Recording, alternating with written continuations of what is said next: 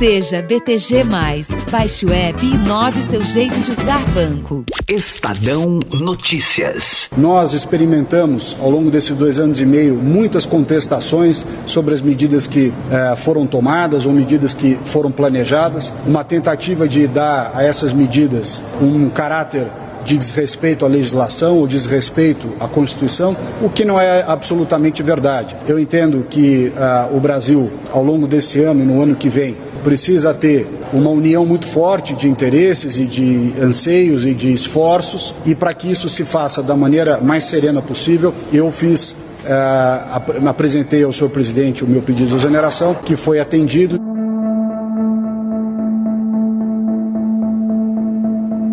Mais um bastião da ala ideológica do governo Bolsonaro caiu.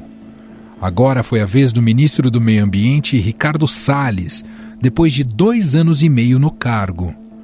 O cenário para o ministro não estava nada bom. O ex-titular da pasta é alvo de 2 investigações no Supremo Tribunal Federal. Na operação Acuanduba, conduzida pela Polícia Federal, é apurado crimes contra a administração pública, especialmente facilitação de contrabando praticado por agentes públicos e empresários do ramo madeireiro. Porque foi gerado um vídeo por ele mesmo em que ele confessava o que ele estava fazendo. Então, a atuação dele é claríssima e inédita. Inédita. Isso aí é fora de dúvida, isso nunca aconteceu.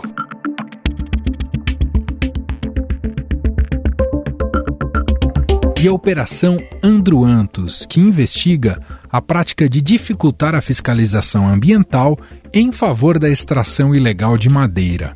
A operação, que corria nas justiças do Pará e do Amazonas, foi suspensa em junho a pedido da PF para decidir se as investigações vão continuar em primeira instância ou passarão para o STF.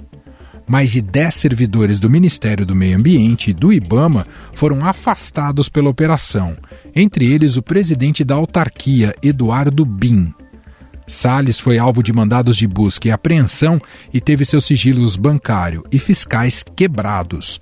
A situação piorou com a substituição de mais um delegado da Polícia Federal que participava das investigações a seu respeito. Não só o ministro, como todos os demais que foram citados e foram incluídos nessa investigação, estiveram sempre à disposição para esclarecer quaisquer questões. O Ministério do Meio Ambiente, desde o início da gestão, atua sempre com bom senso, respeito às leis, respeito ao devido processo legal. Esse inquérito, o pouco que sabemos, que eu não tive acesso ainda, ele foi instruído de uma forma que acabou levando o ministro relator, induzindo o ministro relator a erro. No início de junho, a ministra Carmen Lúcia autorizou a abertura de um inquérito para apurar se o ministro obstruiu as investigações da Operação Androantos sobre um esquema de desmatamento ilegal na região amazônica. Mesmo com todas essas acusações, o presidente Jair Bolsonaro continuava defendendo Ricardo Salles, inclusive com elogios públicos. O ministro Ricardo Salles, um excepcional ministro, mas as dificuldades que ele tem junto a setores aparelhados do Ministério Público, os xiitas ambientais, e as dificuldades são enormes.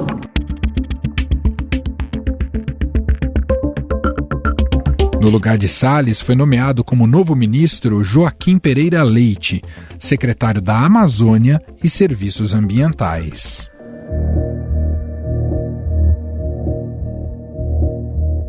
Para ambientalistas em geral, Ricardo Salles não era a pessoa adequada para a pasta do meio ambiente, mas se alinhava com o programa de governo de Jair Bolsonaro, que vem extinguindo ou enxugando órgãos e conselhos reguladores e fiscalizadores. Seriam canceladas as multas aplicadas contra queimadas e desmatamentos e tornadas legais as invasões de terras ocorridas antes de julho de 2008.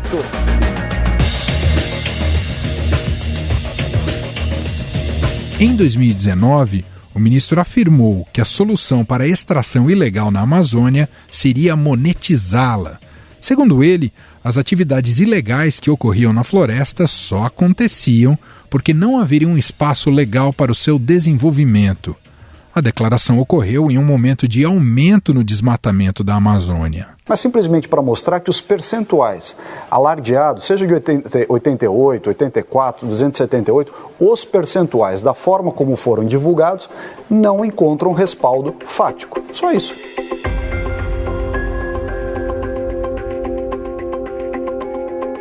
Durante as queimadas no Pantanal em 2020, Salles sugeriu que um aumento na criação de gado poderia combater o fogo por, segundo ele, reduzir a matéria orgânica. A sugestão veio inicialmente da ministra da Agricultura, Tereza Cristina, e ficou conhecida como boi bombeiro. A necessidade de ter um reconhecimento do papel da criação de gado no Pantanal, uma vez que o gado também contribui para diminuir o que há de excesso de matéria orgânica. Naquele mesmo ano, 2020, em áudio divulgado de uma reunião conjunta entre os ministérios de Bolsonaro, Salles recomendou ao presidente que aproveitasse o enfoque da imprensa e da sociedade civil na pandemia para, em suas palavras, passar a boiada, flexibilizando leis ambientais e de proteção à natureza. Precisa ter um esforço nosso aqui, enquanto estamos nesse momento de tranquilidade no aspecto de cobertura de imprensa, porque só fala de Covid, e ir passando a boiada, e mudando todo o regramento, e simplificando normas.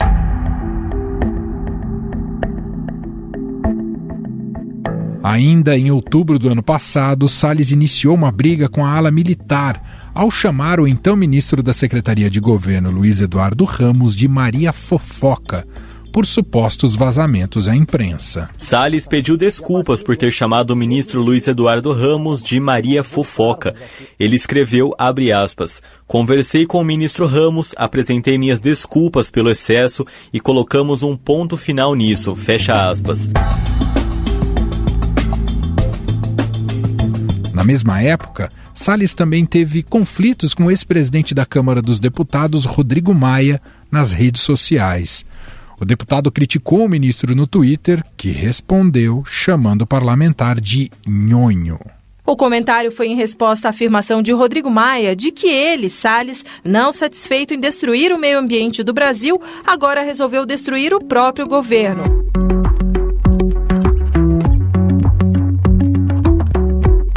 A ala militar também mostrava insatisfação com o ministro em temas como a Amazônia, hoje no comando do vice-presidente Hamilton Mourão. Em setembro, Mourão havia criticado a ameaça de Salles de paralisar o combate ao desmatamento, alegando falta de verbas. A ausência do ministério mais importante, que não compareceu à reunião hoje, nem mandou representante, que é o Ministério do Meio Ambiente. Lamento profundamente não mandar representante, não comparecer, muito menos dar qualquer tipo de desculpa, vamos dizer assim. Então, da forma como eu fui formado, eu considero isso falta de educação. Em 15 segundos voltamos e vamos fazer um balanço sobre a passagem de Salles no Ministério do Meio Ambiente e também vamos falar sobre o futuro da pasta. O nosso papo será com o físico e engenheiro Ricardo Galvão, ex-diretor do Instituto Nacional de Pesquisas Espaciais, o INPE. Estadão Notícias. Conheça o BTG+, um banco totalmente intuitivo para você fazer o que precisa de um jeito fácil e rápido. E se surgir alguma dúvida, tem atendimento 24 horas, 7 dias por semana. BTG+, inove seu jeito de usar banco. Baixe o app. Durante sua passagem no Ministério do Meio Ambiente, Ricardo Salles colecionou recordes negativos. Em 2020, o Pantanal registrou o maior número de focos de incêndio em sua história. Foram mais de 22 mil pontos detectados no ano passado, contra 10 mil em 2019. As autuações de crimes contra a flora caíram 62% de janeiro a setembro de 2020, em relação ao mesmo período de 2019. A área desmatada na Amazônia foi de mais de 11 mil quilômetros quadrados entre agosto de 2019 e julho de 2020, de acordo com números oficiais do governo federal. Até março deste ano foram mais 810 quilômetros, o que equivale à cidade de Goiânia, em Goiás. Para conversar conosco sobre a saída de Ricardo Salles e a entrada de Joaquim Álvaro Pereira Leite, nós convidamos o ex-diretor do Instituto Nacional de Pesquisas Espaciais, o INPE, Ricardo Galvão. Olá, professor. Obrigado por ter aceitado aqui o nosso convite. Olá, Emanuel. Uma grande satisfação falar com vocês. Professor, Ricardo Salles poderá ser lembrado no futuro como o ministro do Meio Ambiente que mais jogou contra a preservação ambiental, por mais contraditório que isso pareça, professor? Certamente. Essa daí vai ser uma lembrança dele. Na verdade, teria que classificá-lo como o antiministro do Meio Ambiente, né? Até no discurso final agora, ele falou outra vez defendendo o agronegócio, o desenvolvimento, como se isso fosse oposto ao desenvolvimento sustentável e preservação das florestas. É possível eleger qual foi o pior legado deixado por Salles nessa sua passagem pelo Ministério? Bom, existem vários, né?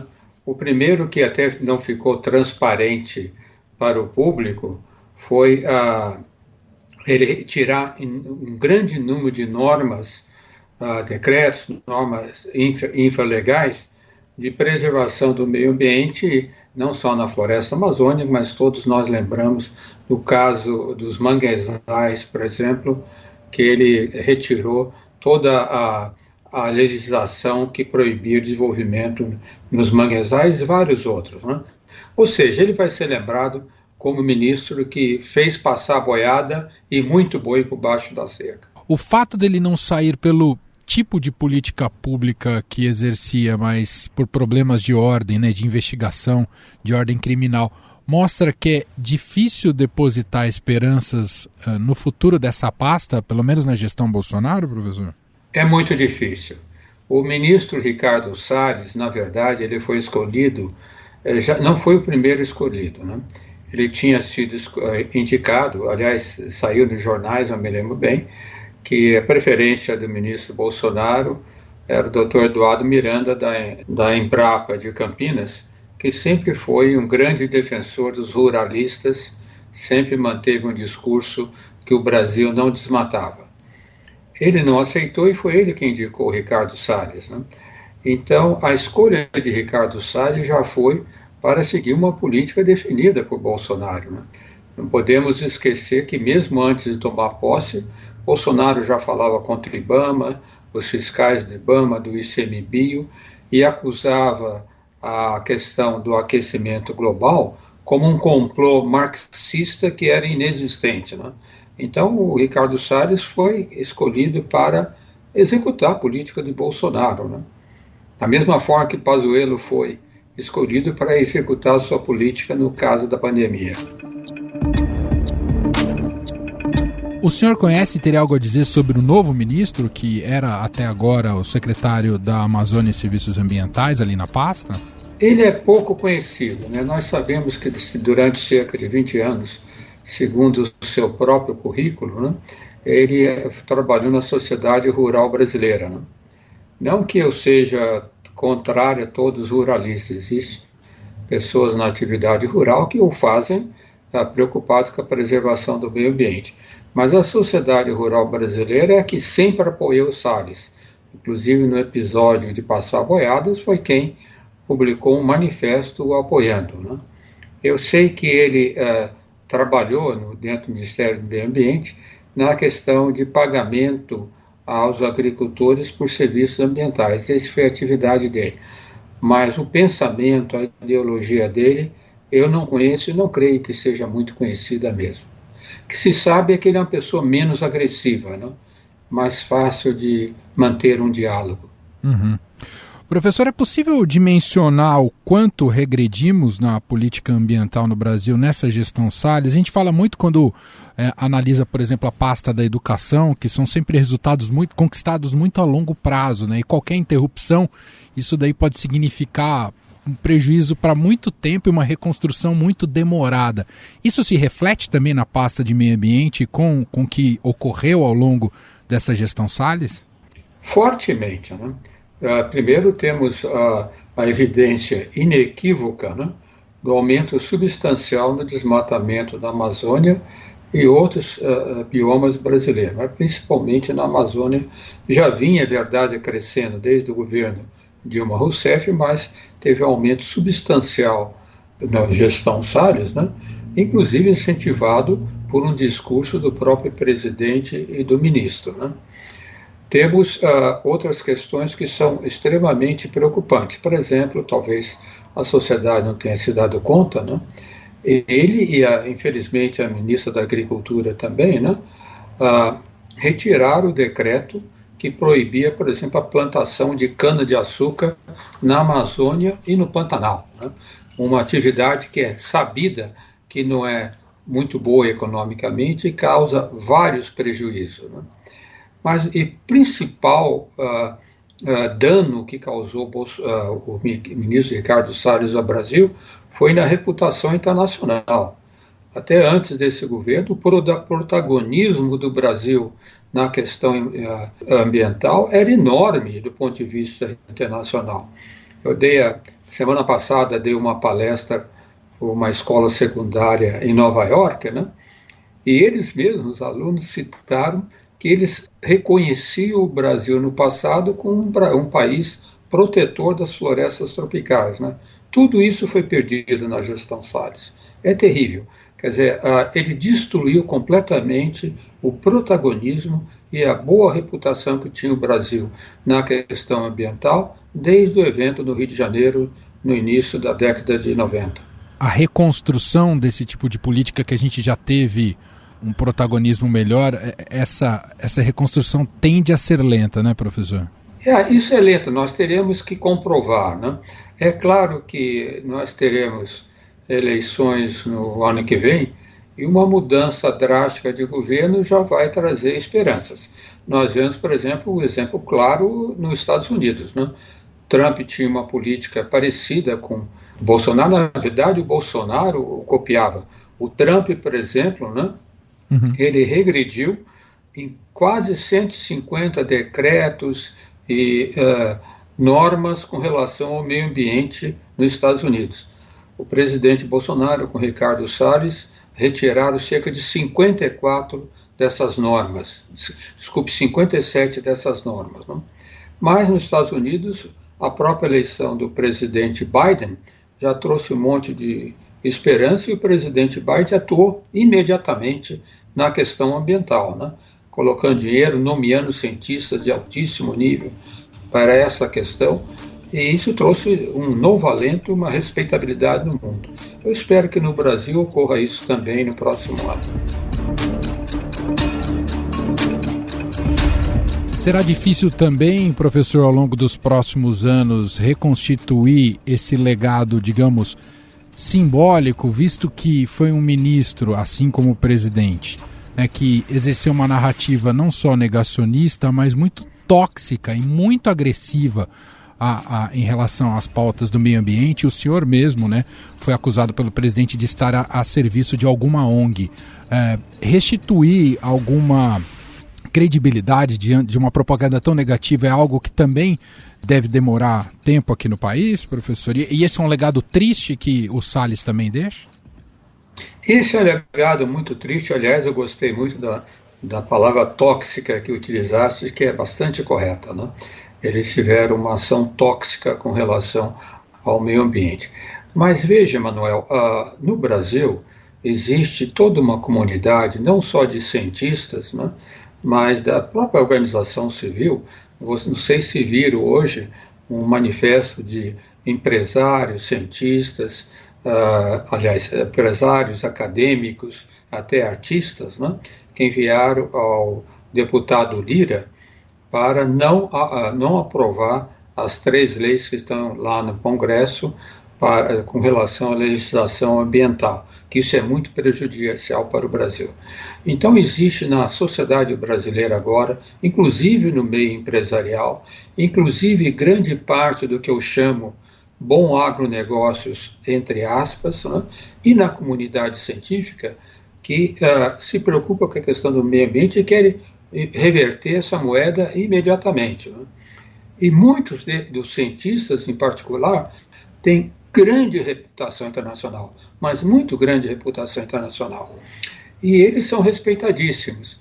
Então, se entrar um novo governo e começar a atuar de uma forma proativa em defesa do meio ambiente e do desenvolvimento sustentável, eu tenho a impressão que o reconhecimento internacional pode vir rapidamente. Em outra medida, o que o senhor está dizendo é que, a despeito das políticas públicas governamentais, a sociedade civil brasileira nessa área está mais preparada do que nunca, professor? Eu não sei do que nunca, mas muito mais preparada do que no ano passado. Vocês se lembram, no ano passado, 3 grandes branqueiros, não lembro, Itaú, Bradesco, etc., né, foram ao governo, pediram para que alterasse a legislação ambiental e oferecendo recursos, inclusive, para projetos de desenvolvimento sustentável na Amazônia. Eu nunca esperava na minha vida ver isso advir de capitalistas, mas veio. Por quê? Porque todo mundo sabe, Emanuel, todos aqueles que estão nos negócios empresários, que a famosa sigla inglesa ESG, né, que é Ambiente, Sociedade e Gestão, está permeando o mundo todo.